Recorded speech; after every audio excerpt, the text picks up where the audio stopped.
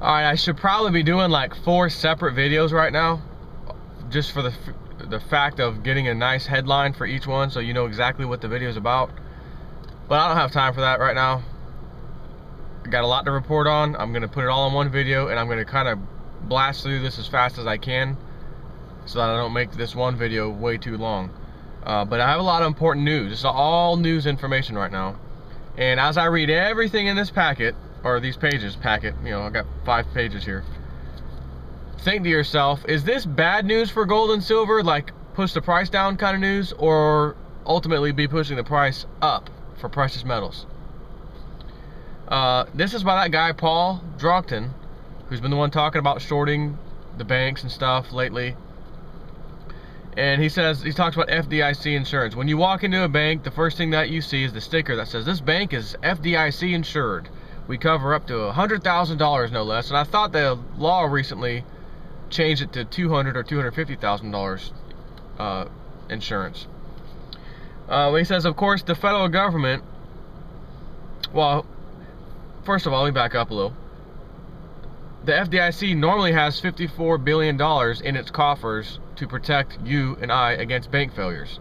But as I've been telling you over the past 2 years, every Friday practically, there could be a few $100 million to $500,000, sometimes $1 billion in losses due to banks failing and the FDIC stepping in to insure, etc., and then shotgun marry the bank off to some other bank. Now he says, of course, the federal government is standing by with its printing presses. And again, FDIC has about $500 billion in direct lending from the Treasury by law.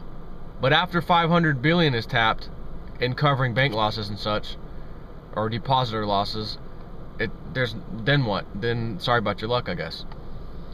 So the federal government has its printing presses on standby, but with over 1,000 trillion or a quadrillion dollars in toxic derivatives outstanding, not even that will be enough for the future bank collapses that will take place like dominoes, and what he thinks will be over the next 6 months. Banks will start falling like dominoes over the next 6 months. Banks have been keeping non-performing assets on their books for as long as they can to avoid the massive write-offs and the resultant insolvency issue that would immediately take place. You see, in order to stay in business, banks must have assets, not liabilities. This is what allows them to borrow money from the Federal Reserve at near zero interest and lend it to you for several interest points or percentage points. When banks foreclose on a property, they are forced to take a write-off on the asset by declaring what it sold for at auction instead of using its previous appraised value. So if they still have the previous appraised value of the asset, namely real estate, then they, on their books, look a little different. Well, they have this many assets, this much money in assets, and this much money in liabilities. Okay, they're kind of close, but at least they have more assets. They're still okay. They're still solvent. But if they had to reassess all of the, quote, assets on their balance sheet or book, so to speak, you would quickly find out that the liabilities significantly outweigh the assets, therefore they are insolvent, bankruptcy. So that's why they currently are people who don't pay. And again, as long as they are underwater in the house, people that don't pay, they're leaving them alone and not really filing suit too rapidly right now.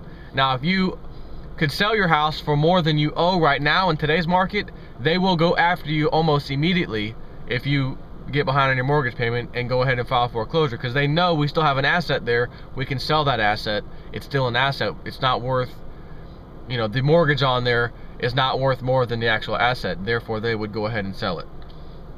Many of you have noted that the short sale offers are being rejected by your bank. This is because your bank does not want to take the depreciated value hit on the property you are trying to buy from them. The same reason why banks are letting people live in their homes without making payments for a very long period of time.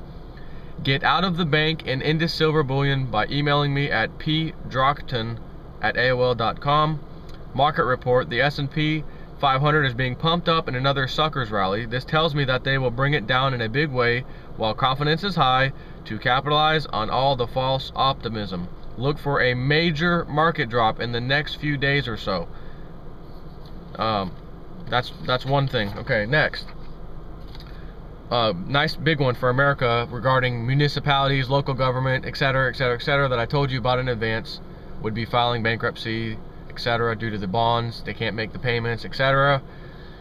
October 12th, today, Bloomberg, the city of Harrisburg, Pennsylvania, facing a state takeover of its finances, filed for bankruptcy protection following a vote by city council, according to a lawyer for the council. The lawyer and now this is interesting. The lawyer and former head of a municipal bonds for Prudential Financial Mid-Atlantic region said he filed the documents by fax to a federal bankruptcy court last night. The filing could not be confirmed by the bankruptcy court yet.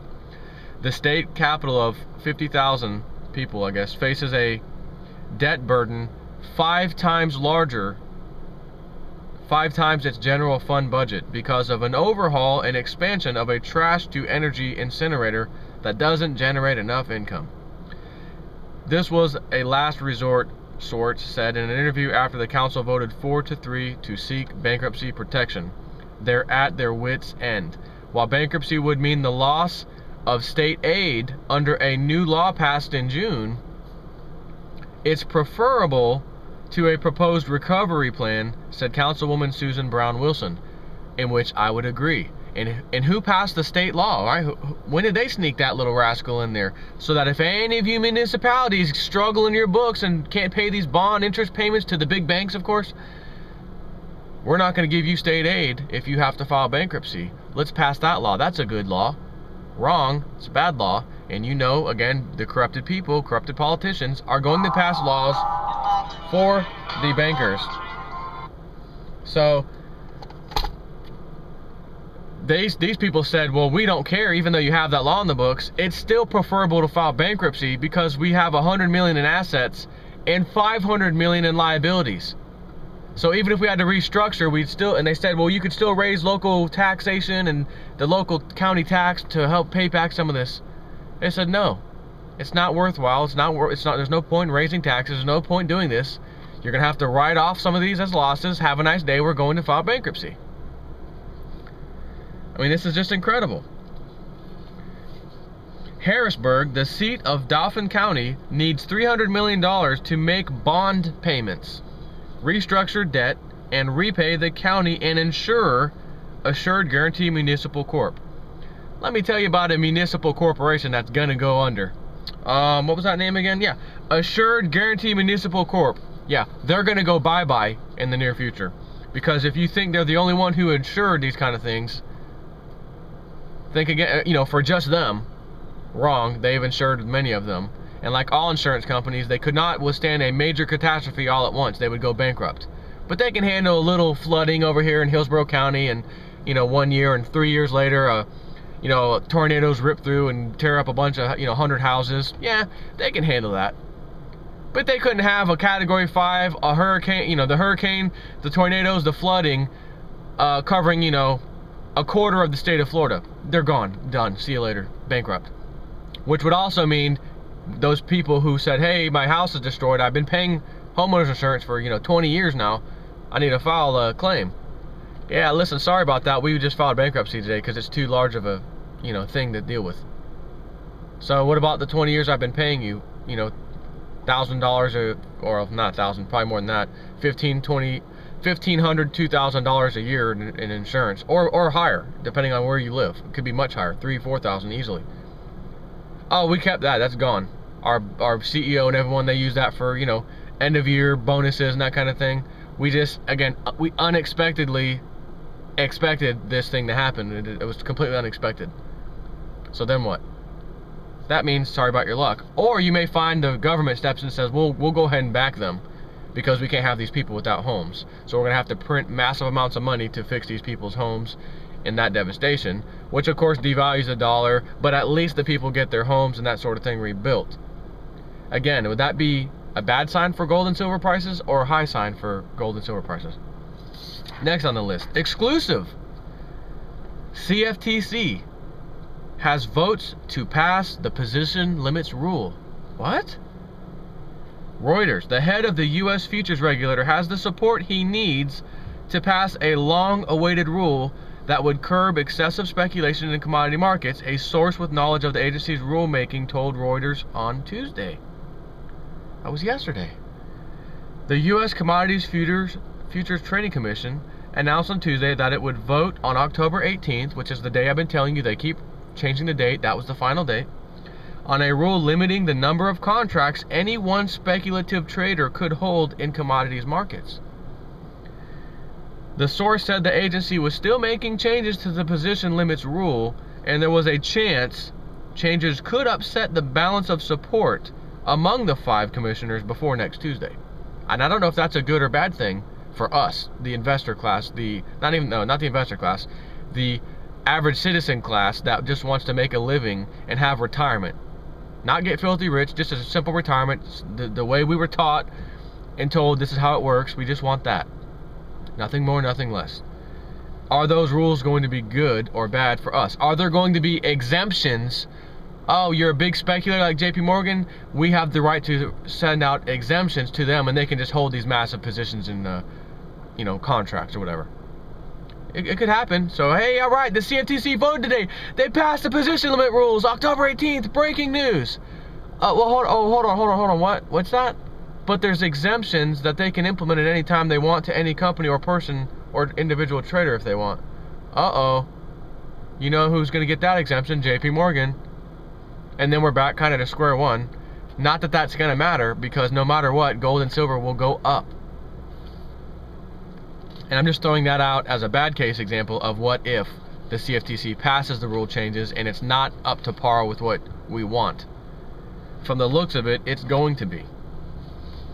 And regarding something else I want to get into real quick, the webbot had been talking about the word release language, usually referred to in its reports as we're entering a period of building tension and then something happens, big event, right, stock market crash, and then we're into release language, release of the tension.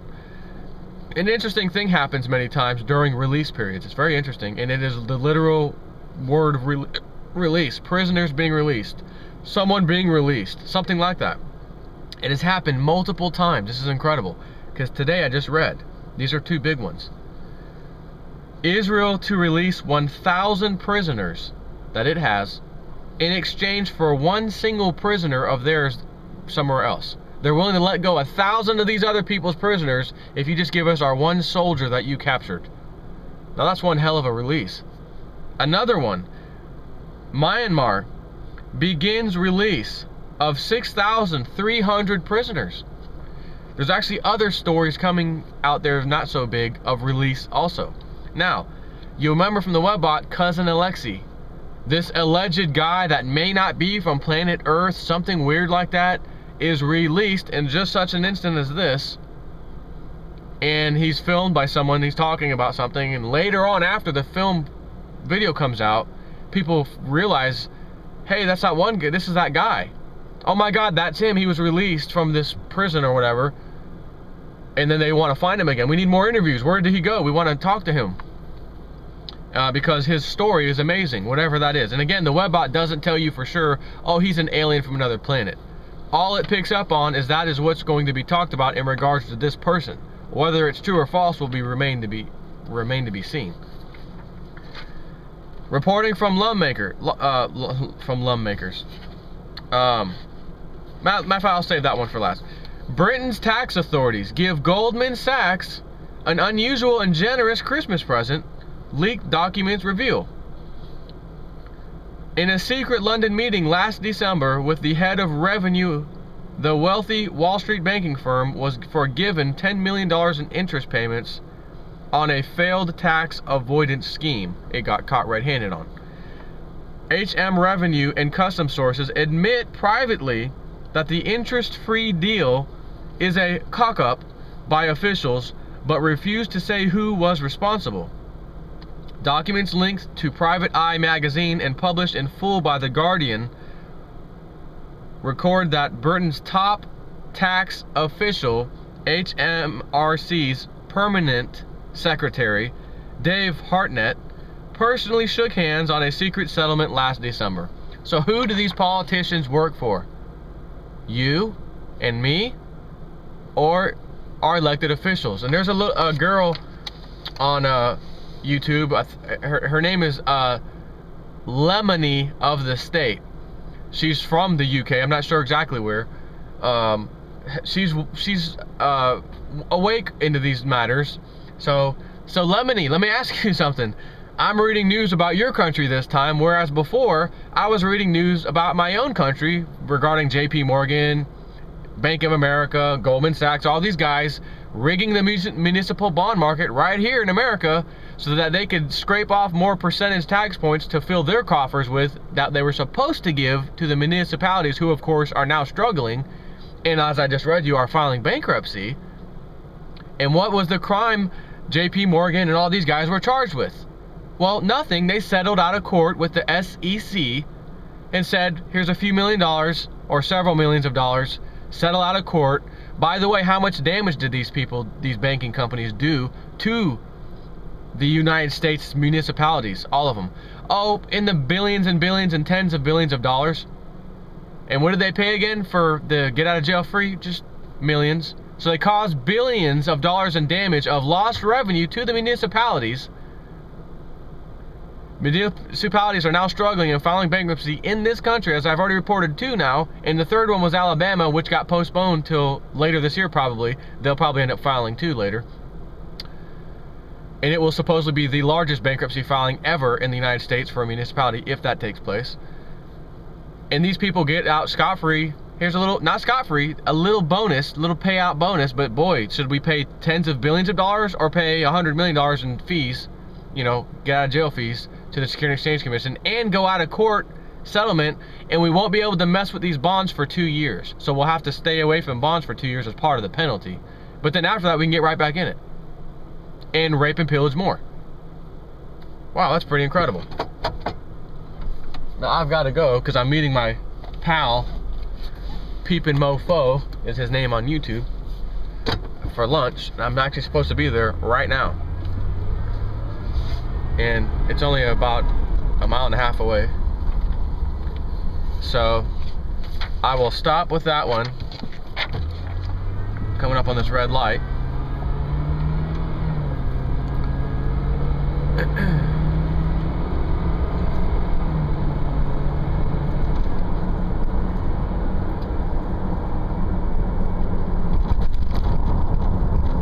London. Lawmakers in Slovakia, which by the way is a European Union member state, and when there's things proposed such as, you know, oh, I don't know, bailout, which is called the, what, I don't even know what it stands for, FTSE something. It's basically the TARP fund or the bailout fund for Europe. They're trying to get going again now, another one. And if one single member state of the European Union decides we don't want to vote for that, and the rest of them, I believe there's 14 in total, and let's say all 13 of the other ones say, you know what, we want to go ahead and pass this bailout bill. And then little old tiny Slovakia, which only has like 4.5 or so million people, population, right, decides, nah, we don't like that idea. We don't like the idea of bailing out Greece, who was a financially superior state compared to us. We're kind of a poor country. And they lost, clearly, so why should we, who are already poor, help bail out and back this thing? And if it goes sour, we still had to back it, and we end up losing and telling our poor taxpayers, sorry, we already knew you were poor to begin with. We were one of the poorest member states of the EU. Now you're even more poor because we helped bail out another entity that was superior to you financially before. They were living on the edge, you know, hey, and living the great life. And they made a mistake and needed to be bailed out, only to find out all of them made mistakes and will all need to be bailed out. So Slovakia just said they just passed the vote, or did not pass the vote, in order to agree with the EU. So that means if one member state says no, they cannot do it. Good night, EU. Hello, market collapse. Hello, worldwide collapse. Here we come, if that takes place. Now, urgently in that article, which I'm not going to read you while I'm driving, I already know what it says. It says, but lawmakers have already agreed to immediately get another vote on standby that will be pushed forward later this week. Literally this week. So Friday. Today we're on the, what, the 12th? Today's the 12th. And it's Wednesday. So 12th, 13th, 14th would be Friday. But again, that they're gonna try to pass it again. They just didn't pass it. So what's gonna happen? What if Friday comes? They're okay. We're gonna pass on this. Signs look good. We think we got the votes. This is great. And then we'll go ahead forward with the EU bailout, only to find out that it doesn't go through. Oh crap! Now we're on the 15th, which is when the webbot said, "Hey, start paying attention this weekend. The market opening on the following Monday will be incredible, anticipation of the market opening." And it didn't say whether that was a good thing or bad thing of anticipation, but it would be highly anticipated to see what the old market does. And again, we also have, I think, the G20 this weekend, if I recall. So anyways, currently as it stands, the EU cannot move forward with the bailout of its member states, such as more of a bailout for Greece and other countries that are going to be next at the trough to get the bailout. So anyways, again, I'll end this by saying, did anything I just tell you about sound like the price of gold and silver should be going down and staying down, and next year it should go down even more, and towards the end of that year it should go down even more? Or is what I'm telling you absolutely bullish for gold and silver, precious metals, etc., real assets that you can't devalue against other paper denominated assets? They, you know, clearly those things, all the news I read you is showing that paper, anything is garbage. Just like Lindsey Williams has just said last night, I was reading his thing. Paper, it's not worth the paper and the ink it is printed on the paper with, etc. Gold and silver is the only thing. And as he also said, the reason they crashed this precious metals market down recently is because they want in at the rock bottom prices. The elite never, ever, ever, ever, ever buy on the high. They don't even buy on a fair market value of anything. They crash things and then buy at fire sale prices.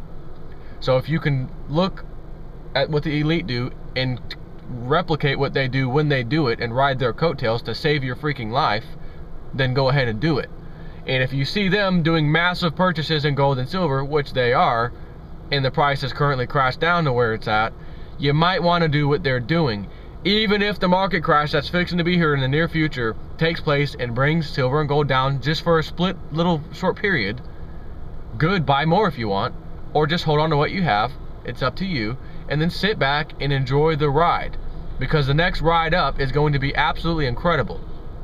Trust me on that. Gotta go.